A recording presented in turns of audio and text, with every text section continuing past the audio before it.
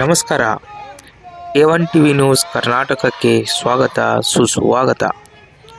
ಇಂದು ಜಮಖಂಡಿಯ ಸರ್ಕಾರಿ ಉರ್ದು ಮಾದರಿ ಶಾಲೆ ನಂಬರ್ 3ರಲ್ಲಿ ಸರ್ಕಾರಿ ಶಾಲೆಗಳನ್ನು ಮುಚ್ಚುವ ಹುನ್ನಾರ ವಿರೋಧಿಸಿ AIDSO ವಿದ್ಯಾರ್ಥಿ ಸಂಘಟನೆ ಪ್ರತಿಭಟನೆಯನ್ನು ನಡೆಸಿದರು.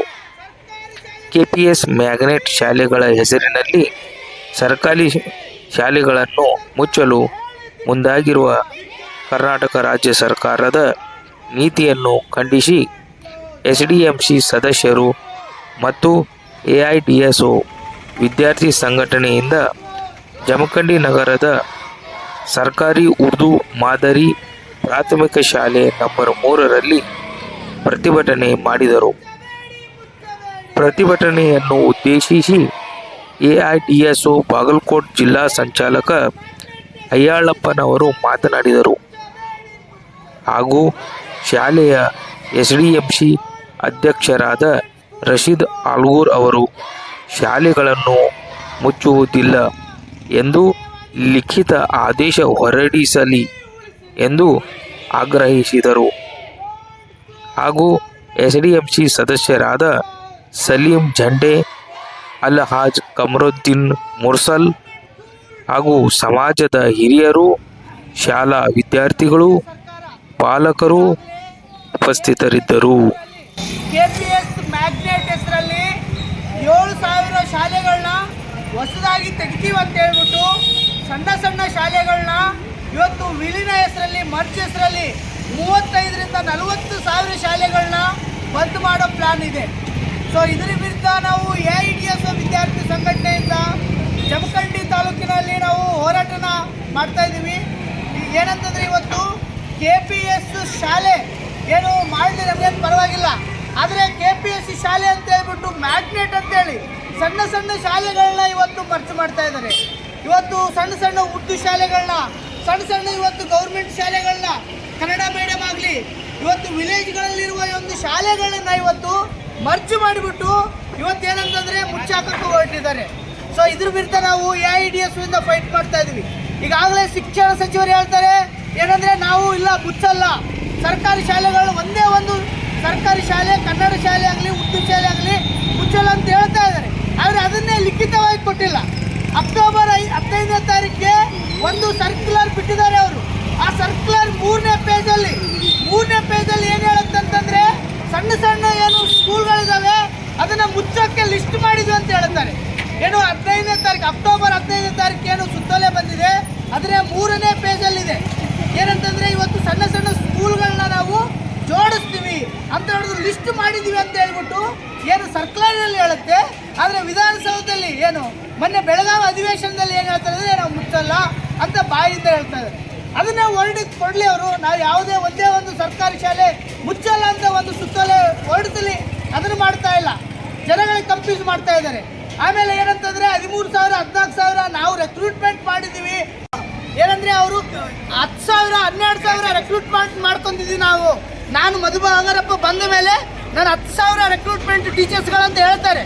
ಆದರೆ ಅವ್ರು ತೊಗೊಂಡಿರೋದು ಗೆಸ್ಟ್ ಟೀಚರ್ಸ್ಗಳನ್ನ ಗೆಸ್ಟನ್ನ ಪರ್ಮನೆಂಟಾಗಿ ತೊಗೋಕ್ಕಾಗುತ್ತಾ? ಅದು ಬರೀ 2 ವರ್ಷಕ್ಕೆ ಕಾಂಟ್ರಾಕ್ಟ್ ಬೇಸಿಸ್ ಮೇಲೆ ತೊಗೊತಾ ಇದ್ದಾರೆ. ಆದರೆ ಅವ್ರಿಗೆ 10,000 12,000 ಕೊಡ್ತಾರೆ. 10ರಿಂದ 12,000 ಕೊಟ್ಟರೆ ಜೀವನ ನಡೆಸೋಕ್ಕಾಗುತ್ತೆ ಟೀಚರ್ಸ್ಗಳು? ಅವ್ರು ನಡೆಸ್ತಾರೆ ಯಾವುದಾದ್ರೂ? ಬೆಂಗಳೂರಲ್ಲೇ ಇರ್ತಾರೆ, ಅವರು ಶಿವಮೊಗ್ಗದಲ್ಲಿ ಇರ್ತಾರೆ. ಬರೀ 10ರಿಂದ 12,000 ಜೀವನ ನಡೆಸೋಕ್ಕಾಗುತ್ತಾ ಟೀಚರ್ಗಳಿಗೆ? ಈ ಪ್ರಶ್ನೆ ಕೇಳ್ತಾ ಇದ್ದೀವಿ ನಾವು. ನೀವು ಕರೆಕ್ಟಾಗಿ ಬಿಲ್ಡಿಂಗ್ಸ್ಗಳಿಲ್ಲ, ಇವತ್ತು ಬಿದ್ದು ಹೋಗ್ತಾ ಇದೆ. ಕೊಠಡಿಯಲ್ಲಿ ಮಳೆ ಬಂದು ನೀರು ಸೋರ್ತಾ ಇದೆ. ಮೊನ್ನೆ ಬೆಳಗಾವಿಯಲ್ಲಿ ಫ್ಲಡ್ ಬಂದು ನೀರೆಲ್ಲ ಮನೆಗಳಲ್ಲಿ ತುಂಬಿಕೊಂಡಿದ್ದಾವೆ, ಗುಲ್ಬರ್ಗ ಮತ್ತು ಬೇರೆ ಕಡೆ. ಸೊ ಏನಂತಂದರೆ ಈ ಥರ ಮಾಡಬಾರ್ದು. ಸರ್ಕಾರ ಶಾಲೆಗಳನ್ನ ಉಳಿಸ್ಬೇಕು, ಬೆಳೆಸಬೇಕು. KPS ಮ್ಯಾಗ್ನೆಟ್ ಹೆಸರಲ್ಲಿ ಇವರೇನು ಮುಚ್ಚಕ್ಕೆ ಕೊಟ್ಟಿದ್ದಾರೆ, ಇದರ ಮುಚ್ಚಿದರೆ ಜನಗಳು ಎಲ್ಲರೂ ಇವತ್ತು ಫೈಟ್ ಮಾಡ್ತಾರೆ. ನೀವು ಸರ್ಕಾರಿ ಶಾಲೆಗಳನ್ನ ಮುಚ್ಚೋ ತಂತ್ರನ ಬಿಡಬೇಕು. ಬರೀ ಬಾಯಿಂದಲ್ಲ, ನೀವು ಒಂದು ಸುತ್ತೋಲೆ ಏನು ಹೊರಡಿಸಿದ್ದೀರ ಅದು ವಾಪಸ್ ತಗೋಬೇಕು. ಆಮೇಲೆ KPS ಸ್ಕೂಲ್ಗಳದ್ದು ಲಿಸ್ಟ್ ಬಿಟ್ಟಿದ್ದೀರಾ ನೀವು. ಏನು ಮ್ಯಾಗ್ನೆಟ್ ಅಂತೇಳಿ ಸುತ್ತಮುತ್ತ ಮುಚ್ಚೋ ಸ್ಕೂಲ್ಗಳದ್ದು ಲಿಸ್ಟ್ ಬಿಟ್ಟಿದ್ದೀರಾ, ಅದನ್ನು ಕೂಡ ವಾಪಸ್ ತಗೋಬೇಕು. ಸಂಪೂರ್ಣವಾಗಿ ಶಾಲೆಗಳಿಗೆ ಅನುದಾನ ಕೊಡಬೇಕು, ಟೀಚರ್ಸ್ಗಳು ಕೊಡಬೇಕು. ಆಮೇಲೆ ಇನ್ನೊಂದು ಕಡೆ ಧಾರವಾಡದಲ್ಲಿ ಇವತ್ತು ಹೋರಾಟ ಮಾಡ್ತಾ ಇದ್ದಾರೆ. ಏನಂದ್ರೆ ಟೀಚರ್ಗಳಿಲ್ಲ, ಏನಂದ್ರೆ 60,000 ಪೋಸ್ಟ್ಗಳು ಖಾಲಿದಾವೆ. ಸೊ ಅವನ್ನ ತುಂಬ್ಕೊಂತ ಇಲ್ಲ, ಅವನು ಇಮಿಡಿಯೇಟ್ ಆಗಿ ತುಂಬ್ಕೋಬೇಕು.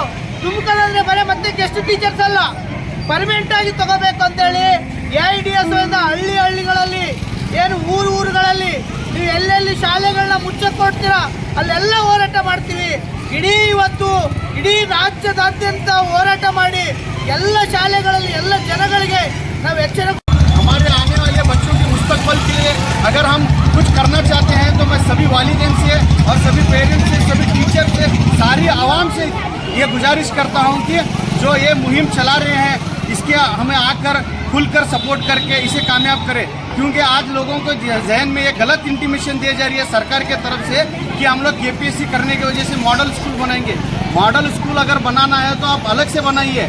हमारे ऑलरेडी एक मॉडल है, एक आइडल है, इसे बंद करके आप दूसरी मॉडल स्कूल बनाना चाहते हैं, हम इसे कतई बर्दाश्त नहीं करेंगे। तो लिहाजा बस मेरा इतना कहना है कि ये जो हमारे उर्दू स्कूल्स, कन्नड़ स्कूल्स जो चल रहे हैं इसे कुछ भी एक बहाना बना के आप लोगों जो हमारे ऊपर ये दादागिरी कर रहे हैं हम कभी सहन नहीं करेंगे। और ये आप बैंक से लोन लेके ये काम कर रहे हैं।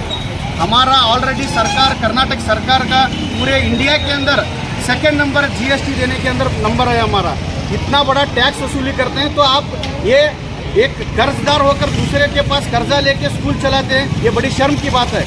इसके ऊपर मैं माननीय मुख्यमंत्री सिद्धरामैया ऐसी भी गुजारिश करना चाहता हूँ और माननीय हमारे शिक्षण मंत्री बंगारप्पा के साथ भी उनको भी मैं गुजारिश करता हूँ कि ये जो काम है ये डिवाइडेशन करने के सब छोड़ के जैसे हमारा पहले स्ट्रक्चर चला था वैसे करे, और जो स्कूल बंद पड़ने के कगार पे हैं उन्हें डेवलप करने की कोशिश करे। ये नए स्कीम ला के हमारी मातृभाषा को धक्का ना लगाए, बस इतना कहना चाहता हूँ।